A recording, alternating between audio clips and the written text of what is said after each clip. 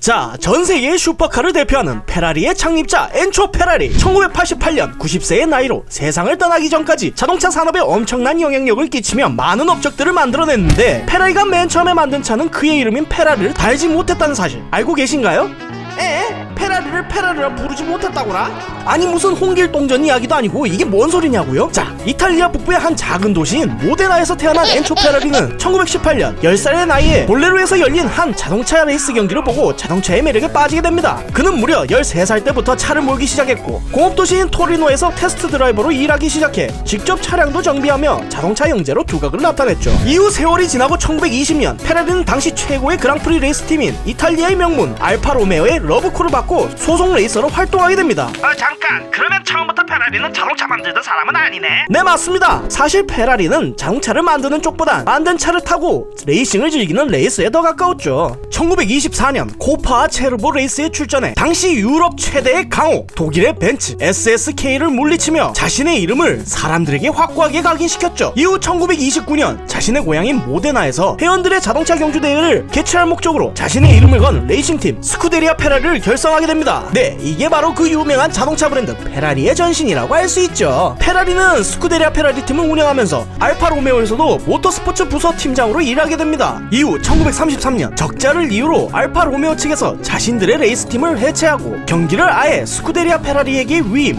그러니까 즉 하청을 주게 되죠. 이게 사실 엔초 페라리 입장에서 아주 더할 나위 없는 조건이거든. 자신의 이름이 걸린 팀을 동네 레이싱팀에서 세계적인 레이싱팀으로 발돋움할 수 있는 기회였으니까 말이죠. 이후 스쿠데리아 페라리는 유럽의 각종 그랑프리를 휩쓸게 됩니다. 그런데 이렇게 이야기가 술술 풀리면 재미가 없죠. 1938년 알파 로메오가 스쿠데리아 페라리 팀이 자기네 마크를 달고 각종 그랑프리를 다니며 유명세를 떨치자, 이거 그냥 우리가 해야겠는데? 하고 알파 코르세랑 새로운 레이스팀을 만들자 이야기가 점점 이상하게 흘러가기 시작하죠. 알파 로메오는 엔초 페라리를 알파 코르세의 매니저로 임명하는데 사실상의 목적은 따로 있었습니다. 바로 자신들의 컨트롤 밖에 있는 이젠 너무나 유명해져버린 스쿠데리아 페라리를 흡수하려는 것이었죠. 그리고 이걸 빤히 지켜보고만 있을 수 없는 불같은 성격의 엔초 페라리는 안에 이 하고 나가버리게 됩니다. 아니 열받잖아요. 지가 라면 끓이기 귀찮다고 봉지채로 주고 나갈 땐 언제고, 다 끓여놓으니까 옆에서 냄비째로 뺏어가는 꼴이잖아요. 생각만 해도 그냥 아주 뒷박치는 상황이에요. 사실 이전까진 자동차를 개발하는 것에 크게 관심이 없었던 페라리였지만 언젠가 알파 로메오보다 훨씬 인정받는 자동차를 만들겠다는 결심을 하게 됩니다. 이후 1939년 고향으로 돌아가 오토 아비오 콘스트루시온이라는 회사를 만들어 직접 경주용 차량을 만들기로 하죠.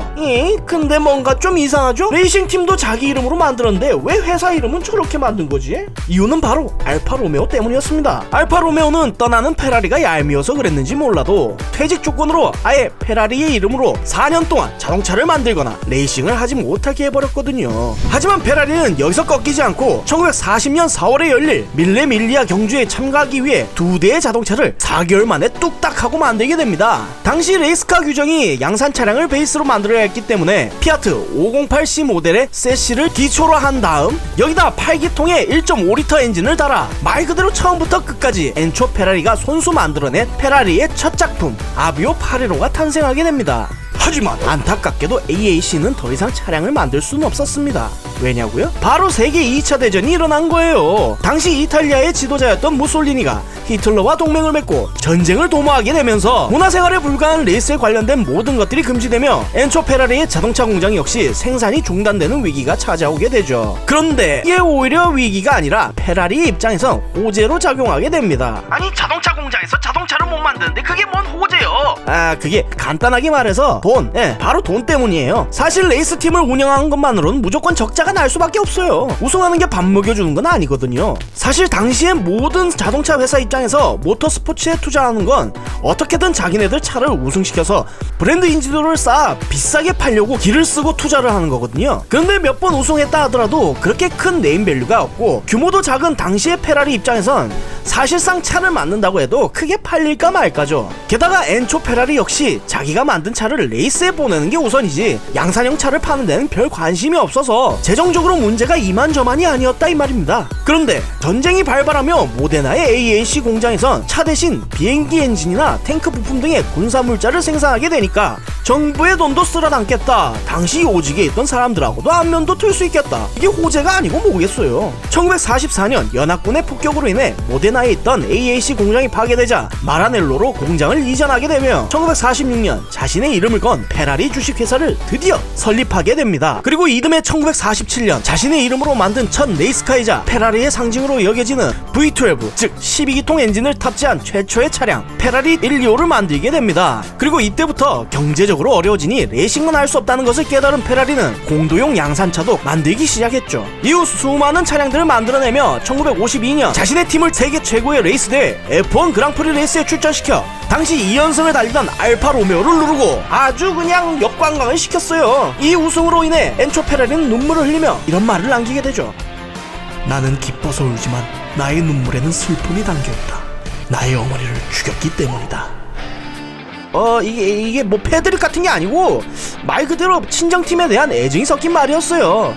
자기가 가장 빛날 때 일했던 회사를 결국 자기 손으로 꺾었으니까 말이죠. 그리고 엔초 페라리의 레이스팀 스쿠데리아 페라리는 이때부터 지금까지 가장 오래된 그랑프리 경주팀으로 남게 되어 총 15회의 F1 드라이버 챔피언십 우승, 16회 컨스트럭터 챔피언십 우승 기록을 보유하며 양쪽 모두에서 가장 많은 우승 기록을 가진 그랑프리 명가가 되었죠.